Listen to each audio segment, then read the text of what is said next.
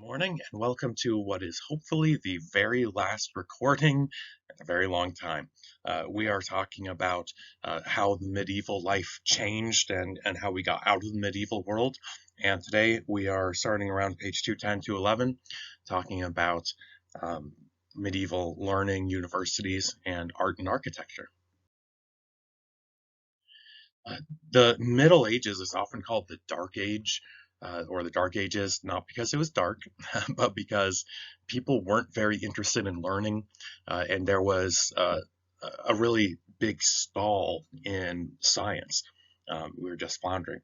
Now, that is not exactly 100% correct. There was always learning happening. There were some pretty big scientific advances during the Middle Ages, such as the horse collar that I mentioned the other day. Very important. But there definitely was not a push to learn new things. See, the church was basically in charge of Europe, and the Catholic Church is not interested in innovation. In fact, most people who are in charge, the ones in power who are benefiting from the status quo, don't want to change the status quo. The church is interested in preserving information, information such as theological ideas that they've collected over the years, but then also scientific ideas from Greece and Rome. So they're quite happy to teach Euclid's geometry and Pythagoras's mathematics. They're quite happy to share Socrates and Plato and their philosophy. They're not interested in scientific achievements or learning new things, just using what they have already.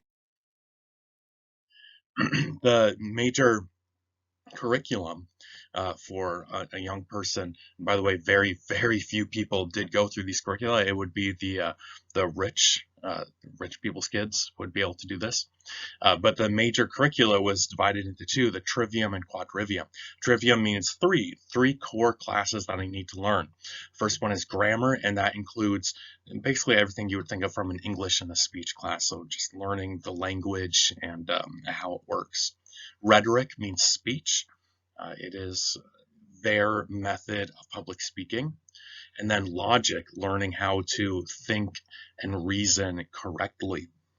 And then once you graduate that, you go through the quadrivium, the four, which includes arithmetic, geometry, which is different than arithmetic. You know, we often say it's math class, but there's lots of different types of math class, right?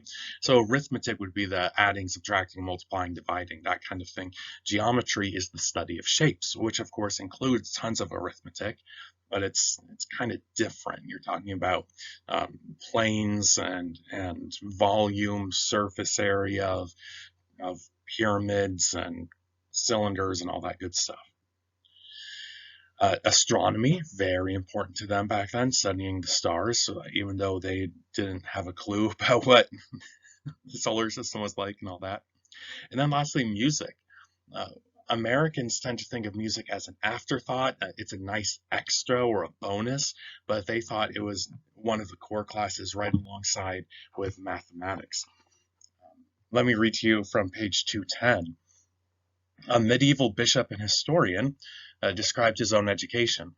I was taught by means of grammar to read, by dialectic or logic to apprehend the arguments and disputes, by rhetoric to recognize the different meters. I believe that's talking about poetry. By geometry to comprehend the measurement of the earth and of lines, by astronomy to contemplate the paths of the heavenly bodies, by arithmetic to understand the parts of numbers, talking about fractions there, by harmony to fit the modulated voice to the sweet accent of the verse. During the 12th century, a revival of learning occurred. This is the precursor to, well, really it is the Renaissance that we'll talk about next chapter. And why did things change so dramatically from no one wanting to learn and no one really being able to learn to just this love of learning? Well, first of all, economic Wow. Political and economic conditions are improving. Political, you are allowed, there are so many free men who are allowed to pursue an education rather than just work the fields for the lords. Economic, there are plenty of people who have the money to pay for an education. There's no public schools, obviously. So only rich people's kids can go to school.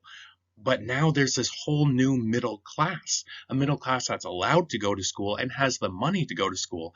And all these parents want their kids to have a better life than they did, so they are all sending their kids to school, which really means inventing new schools, founding brand new schools so that they could send their kids there.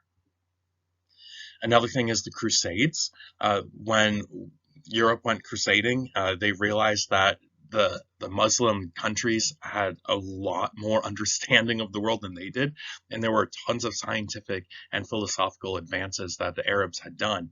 The Arabs had universities and learning and schools and everything, so Europeans came into contact with them and learned a lot of new ideas and said, "Huh, that's interesting. I want that." Tons of stuff came from the Middle East to Europe because of the Crusades. Um, Books and knowledge, but also things like citrus fruits and apricots. Pretty cool.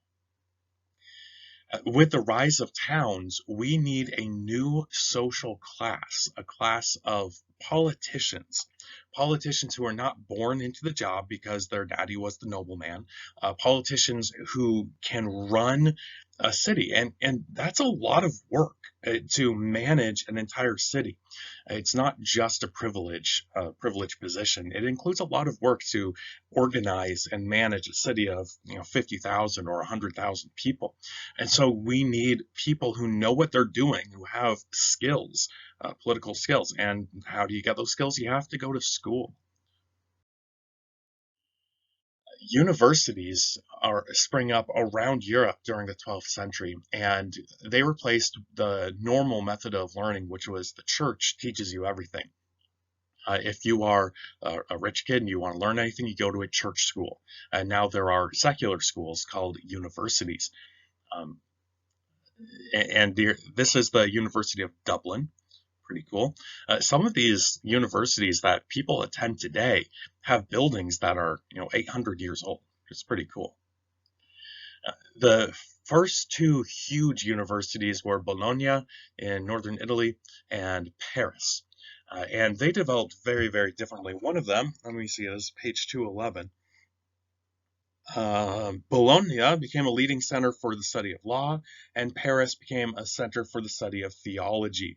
And then one more came up a little bit later in Salerno, Italy, that was medicine. And those were really the three big topics you go to school for: theology and philosophy, law and medicine, law and politics, really, and medicine. Um, and those were the three major courses of study. And they developed very, very differently. And I think I have an activity here somewhere. One of them, I believe it was Bologna, said that the students are completely in charge. Because the students are paying an arm and a leg, they run the school, and the teachers work for them. So the students conduct interviews to hire teachers, but then also if a teacher wants to leave campus, they have to ask permission from the students, because the students are afraid they're going to skip town. All sorts of silly students like that. The other one was in Paris, the teachers are in charge. The teachers start a school and then invite students to come to them. And that, of course, is the way that we do it right now. Um, yeah. Very funny. I remember reading stories about teachers getting fined by the students and teachers coming to like a court martial before the student body council for misbehavior, and it's kind of silly. All classes would be held in Latin, because if there's only a handful of universities in the entire continent, then you're going to get students from all over, and those students probably cannot speak the same language as one another, so they all have to learn Latin. And the teachers as well. The teachers are going to come from all over, so the teachers speak many different languages, so they all speak Latin so that they can just communicate with one another. A new philosophical approach appeared during this time called scholasticism, where they believe that there are two sources of knowledge, both faith and reason. So, faith in the Bible and well, honestly, the Catholic Church as well could tell you knowledge, truth, but then you could also get to truth by using your brain, because God gave you a brain, so might as well use it. And this scholasticism, it can be done very well, it can be done very poorly as well. Brother Anselm was the first guy first really famous guy to use this approach. He said, first you have to believe and then you can understand. So there are plenty of parts in the Bible that would seem ridiculous if you did not believe it was true. Jesus walking on water, that's impossible. Feeding 5,000 people with a couple loaves of bread, that's ridiculous. And we say, yes, that's why we call it a miracle and not an everyday occurrence. So he said, believe the Bible first, and then you could try to understand it. On page 212, he says, I do not try, Lord, to attain your lofty heights, because my understanding is in no way equal to it. But I do desire to understand your truth a little, that truth that my heart believes and loves. For I do not seek to understand so that I may believe, but I believe so that I may understand. For I believe this also, that unless I believe, I shall not understand. So he wants to believe first and then make sense of it later. Peter Abelard is the next really important guy, 1079 to 1141. He said, asking questions is the first key to wisdom. By doubting, we arrive at inquiry. Through inquiry, we perceive the truth. So first we have to doubt everything, then we have to ask the good questions, and then we have to come to a conclusion. So he wrote a book called Sic et Non about, was it 158 different theological questions, and he writes both yes and no arguments towards this question. So he writes contradictory answers to the question. And by the way, contradictory answers that the Catholic Church approved of. So he's quoting a lot of Catholic scholars where one scholar says yes and the other says no, to some pretty important measures of faith. And he just writes one page about yes and one page about no. And he never tries to explain which one is right or how to unify these.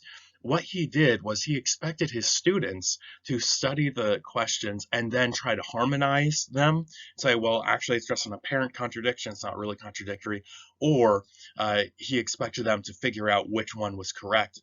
And the way they figured out which one was correct was which one had the more famous people believing in it. So if a pope said this one's correct, oh, it must be correct. If a bishop said that one's correct, it must be correct. If it's just an ordinary priest that one's correct, then it's not correct. A lot of people got angry at him because it did seem like he was poking holes in Catholic doctrine, but that wasn't really his goal.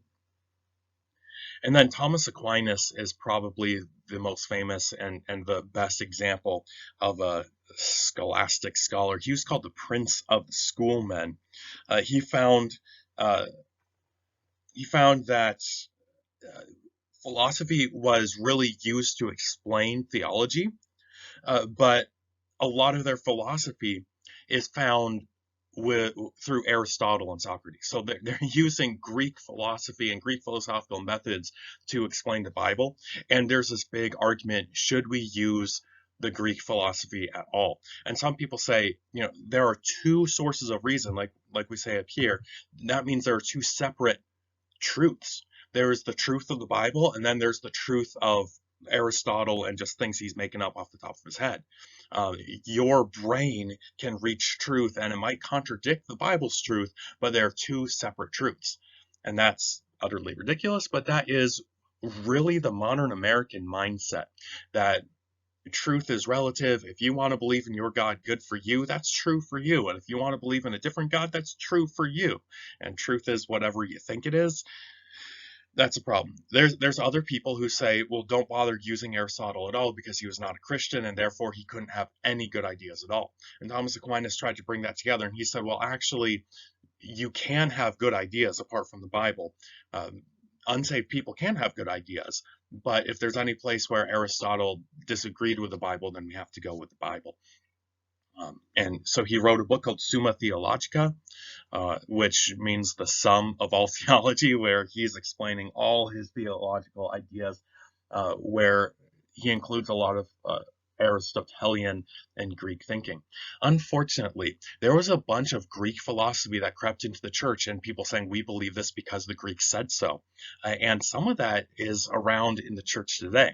And I'm going to poke a little bit. This is not an important doctrine. It really is not. So hopefully I'm not going to offend you too much. Well, why do you think that the human is split into three parts, body, soul, and spirit? If you believe that the human is split into three parts, body, soul, and spirit, that is a Greek idea. That's not a biblical idea. When you see the words for soul and spirit in the Bible, they are interchangeable. The Bible says on many occasions the soul does this, and then on another occasion, well, that is describing the spirit.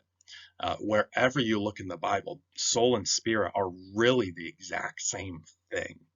It is the Greeks who say there's this huge difference between the soul and spirit. Um, Greek philosophy coming into our church. Now, of course, that really does not affect our day-to-day life or our doctrine in any major way, which is probably why it's still around today, because no one bothers to really think about that. But interesting. Uh, for most of the Middle Ages, people are focusing on the world to come, not this world. So they're okay, not okay, but they understand that there are major problems in this world, and they're like, well, the next world will fix it. So they're not often trying to fix some of the problems in this world. For instance, with medicine, the Black Death comes and kills millions of people, and people aren't really looking for a cure. They're not really looking for ways to help very much. Just like, well, yeah, sometimes people die, and sometimes millions of people die. Oh well, at least we get to go to heaven after that. It's like, okay, okay, we could still try to help people in this world, though. If there's a cruel king or a lord, most people said, oh, well, when we get to heaven, King Jesus will be a better king than this guy. So I guess we'll just suffer instead of, the American idea of revolution and getting a better government. They're just like, oh, yeah, well, I guess life stinks. Um, And there are some major social problems that people didn't really seem to bother fixing because they didn't care to make this life better. They're just looking forward to a new life in heaven. That did mean that a lot of problems were solved through superstition, not through anyone bothering to figuring out what was causing the problem. So if there was a bad crop failure this year, it must be witches. So let's go burn a bunch of old ladies at the stake. And there were tens of thousands of witches killed in the Middle Ages, tens of thousands.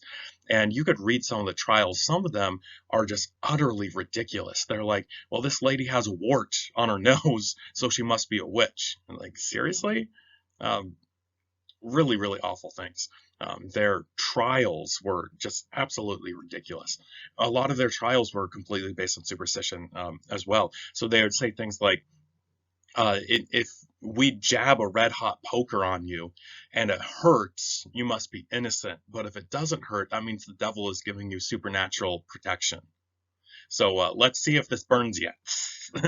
Oh, I guess they're innocent. Really stupid things like that. There was one trial called the trial of choking, where they would give you a piece of bread and you had to eat it.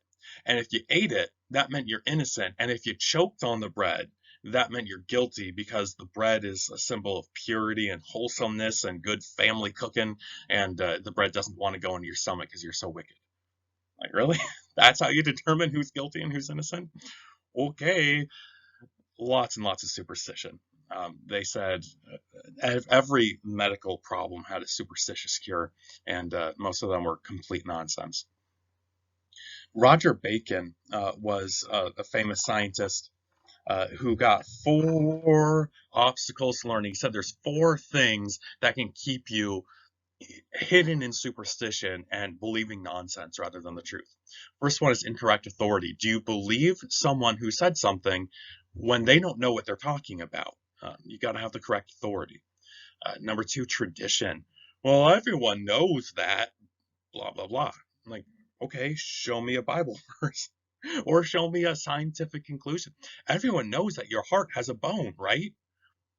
Okay, have you ever looked at a heart and seen if it has a heart bone? They actually believe that. Well, tradition says that. Okay. The crowd? Well, everyone knows. Everyone says so. Well, what if everyone's wrong? If the crowd jumped off a bridge, would you do it?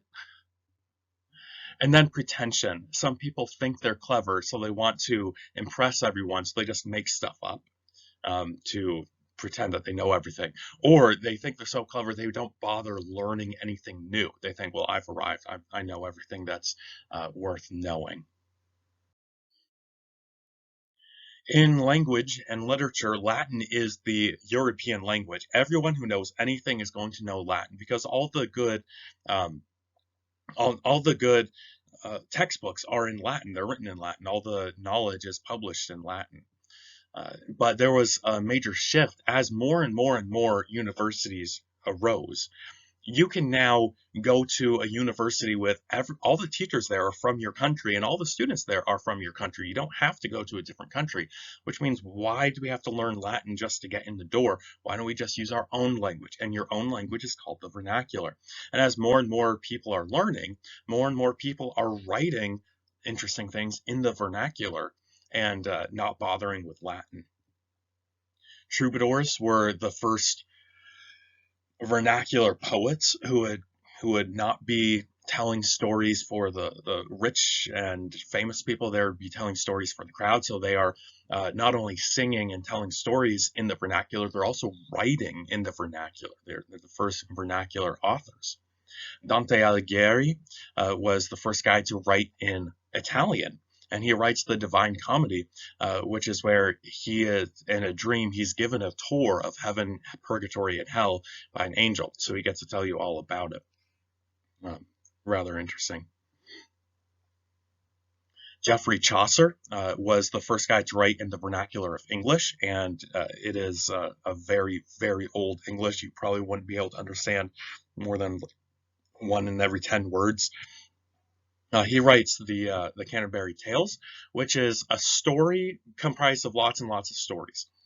So there's all these pilgrims going to Canterbury to see the bones of a dead saint, and they're telling stories to each other along the way. Maybe you've heard of Chanticleer and the Fox, where there's this really proud rooster who just loves his crow, and a fox tricks him by saying, just close your eyes and reach your neck up and cock-a-doodle-doo to your heart's content. And then the fox bites him on the neck and runs away. Lots of fun stories in the Canterbury Tales. Some kind of creepy, weird ones too. When in architecture, for most of the Middle Ages, all the cool architecture was for churches. The only people who could afford a big building were churches and noblemen. And the noblemen are building for defense. They're building castles with big walls. They're not really building for art. That means the beautiful big architecture is all churches, all cathedrals. And there are some amazing, massive cathedrals from this time that took literally centuries to build. And are just absolutely gorgeous. Originally in the Middle Ages, the architecture style was called Romanesque, which means like the Romans. And this is an example of Romanesque. It has round arches. Arches are really big in Roman architecture. Very thick walls and very small windows, usually near the top. By the way, this is an addition. So you see lots of windows there. That is an addition. This wall has to have windows just at the very top because those windows really do weaken the wall. And if you have this massive stone wall, it needs to be very strong. So you can only have windows at the top where there's not much stone on top of them.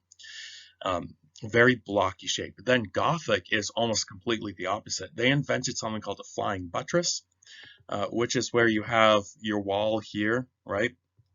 And then you want a very skinny wall, so you can have tons and tons of glass in it. The skinnier the wall, the lighter it is, the higher you can go. But if it's skinny, it's not very strong. So I'm going to put pillars on the outside, and these pillars are going to support the wall. And buttress is another word for support. So there you go. You have your beautiful cathedral here, and you have pillars on the outside, just rows and rows and rows and rows of pillars holding up the wall. And that way you can have these massive stained glass windows, huge stained glass windows. You also see a lot of pointy arches. You also see very, very tall spires, lots and lots of spikes going up, and just absolutely beautiful. Very open, very airy, very light on the inside. Pretty cool.